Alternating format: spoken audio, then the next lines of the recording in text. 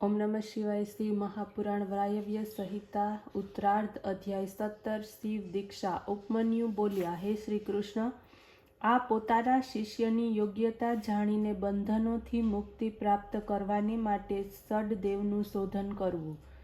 કલા, તત્વ, ભુવન, વર્ણ, પદ અને મંત્ર આ 6 પ્રકારે અધ્વ છે। નિવૃત્તિ, પ્રતિષ્ઠા, વિદ્યા, શાંતિ અને અતીત આ 5 કલાપર્ણ દ્વાર કહેવામાં આવ્યા છે।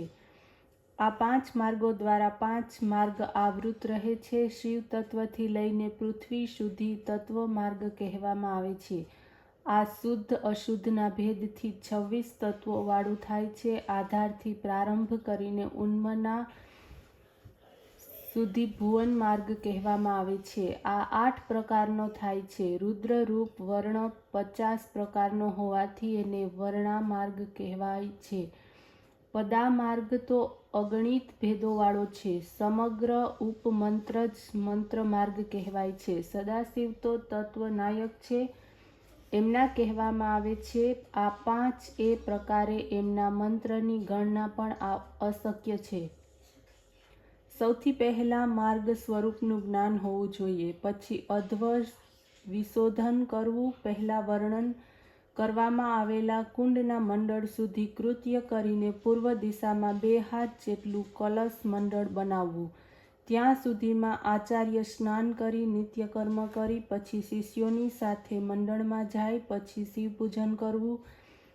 4 શેરની ચોખાની ખીર બનાવી અડધી ચમચી શિવને સમર્પિત કરવી, અડધી હવનને માટે રાખવી। પોતાના સામે વર્ણ સજ્જિત મંડળની રચના કરવી। એની સર્વ દિશાઓમાં 5 કળશ સ્થાપિત કરવા।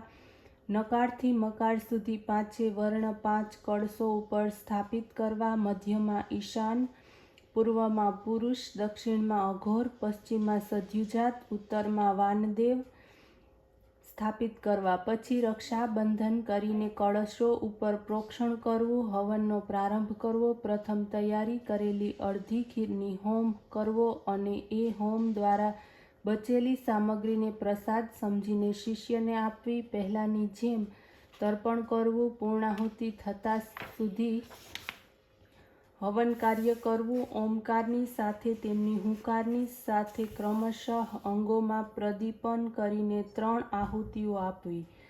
એ પછી કન્યા દ્વારા કાંતવામાં આવેલા સૂતરને અભિમંત્રિત કરવું। પછી એને તેવડું કરવું। એને ગુરુદેવે બાળક શિષ્યની શિખામાં બાંધવું। આ ક્રમશઃ પૂજન હોવું જોઈએ। ભોજન કર્યા સિવાય ધ્યાન કરતાં કરતાં શિષ્યે શયન કરવું। પ્રાતઃકાળે ઉઠીને રાત્રિએ જે સ્વપ્ન આવ્યું હોય તે ગુરુદેવને કહેવું।